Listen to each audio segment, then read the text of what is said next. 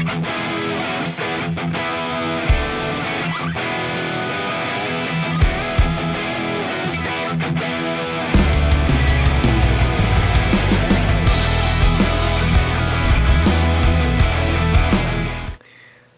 to the channel, everyone. Today got a part for the 70 Camaro. Actually picked up a front sway bar for this thing, and I was going to use the original sway bar, which is right here. You can see that's I believe that's a 1 inch. That's a factory front sway bar for 70 Camaro SS. This thing actually came with a rear sway bar. It was not very big. It was like a pencil diameter. It was very, very small. But it did come with a factory rear sway bar, which is another reason we are pretty sure this is a real SS, along with the 12-bolt rear end that's in this thing. But we've upgraded the rear one to it's a 1 inch, which is a lot bigger than it was. So this is a Summit Racing sway bar. It's pretty much the best deal I could find at the time. And we wanted to upgrade this rear sway bar because, like I said, the factory one is very, very small. I did actually have to modify that. I think I got a video on that install. I had to modify a few things, but today we're dealing with the front. And like I said, this factory one is 1 inch. I believe this is 1 inch and 5/16, and it is a big, big, heavy bar. I was shocked at how heavy that is, but it's definitely going to be an upgrade. Plus, it's going to match the paint. This is because this is a Summit Racing sway bar too. Comes with poly bushings. Comes with the mounts, end links. Some grease. Always want to grease up your polyurethane bushings, or they will squeak on you. The only thing this kit doesn't come with is the bolts to hold this to the frame. I don't know why companies do this when they're supplying something for such an old vehicle.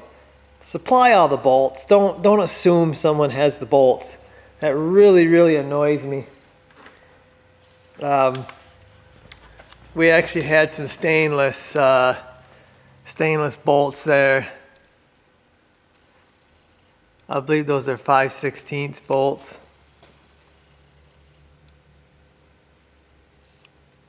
But they're Allen head, they're stainless, so they'll look nice, I guess, but it would have been nice for them to have supplied bolts. But anyway, I guess I gotta get this up in there. First thing I'm going to do is I'm going to lube up these bushings, and I'm going to install them where they go, which is right here. And then we're going to put that sway bar up in there. Hopefully I can do that by myself. Then we're going to install the end links, and the end links kind of go like this. You got washer, bushing, sway bar will go here, another bushing, washer, sleeve. Then you got another washer, bushing, control arm, bushing, washer, nut, lock nut. So pretty simple. I mean, this is standard sway bar stuff, so shouldn't be all that difficult.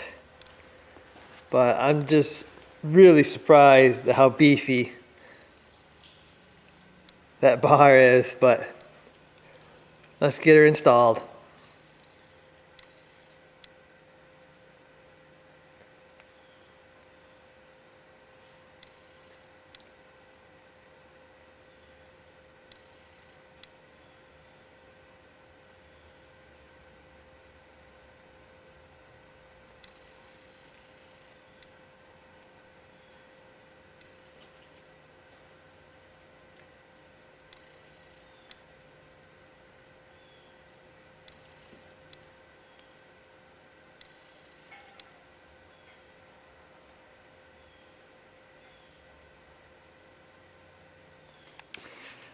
Okay, so it's installed.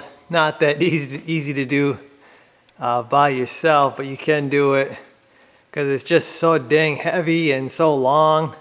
Make sure you install it the right way because you can flip it upside down and install it the wrong way.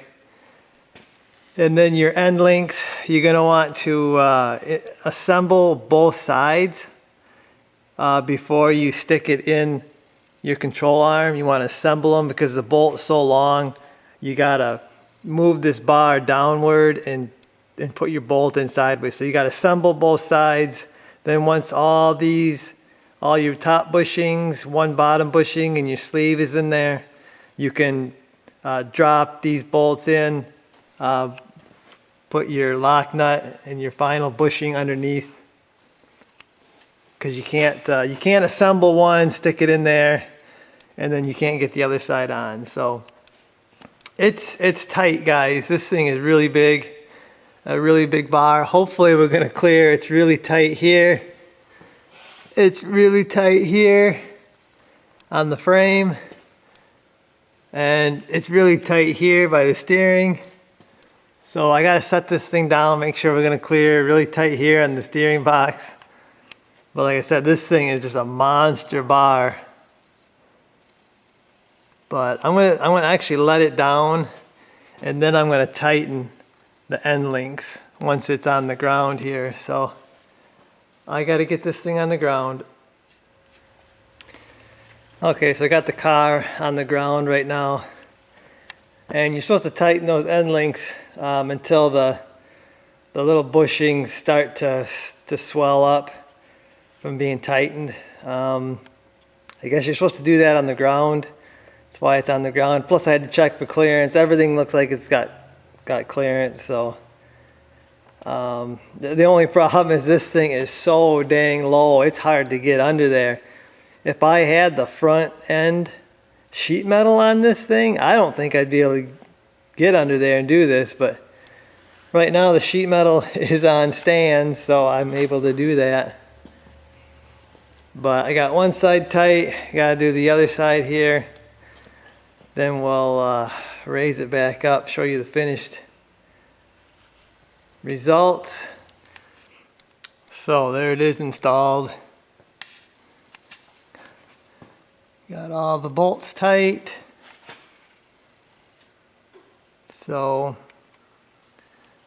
yeah, looks like a beefy piece. Can't really take the car out because they got it assembled yet, but hopefully soon.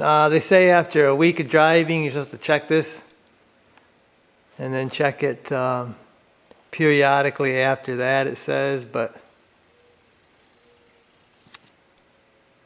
yeah, pretty happy with this.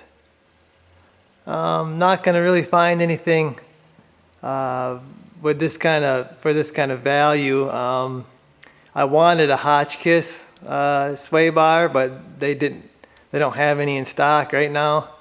Otherwise I would have probably got a Hotchkiss one. But for the money, you can't beat these Summit Racing sway bars. Okay, so I know some people out there are gonna be like, oh, sway bars, they don't do a whole lot, but you would be surprised what a sway bar does. A short story, I had a 1500 Chevy truck, and they come with a front sway bar standard, but I installed a rear sway bar. It was the first rear sway bar I ever installed in anything, and I was shocked at when you went around a corner how much more stable it felt. Just by adding, it wasn't a crazy rear sway bar, it was just a standard rear sway bar for that truck, and it surprised me. That's really what made me realize that sway bars really do affect your handling. So this is an upgraded one.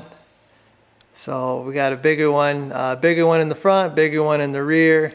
So this car really should feel real good around the corner. Should have hardly any body roll, I would think, especially with this beefy sway bar up front.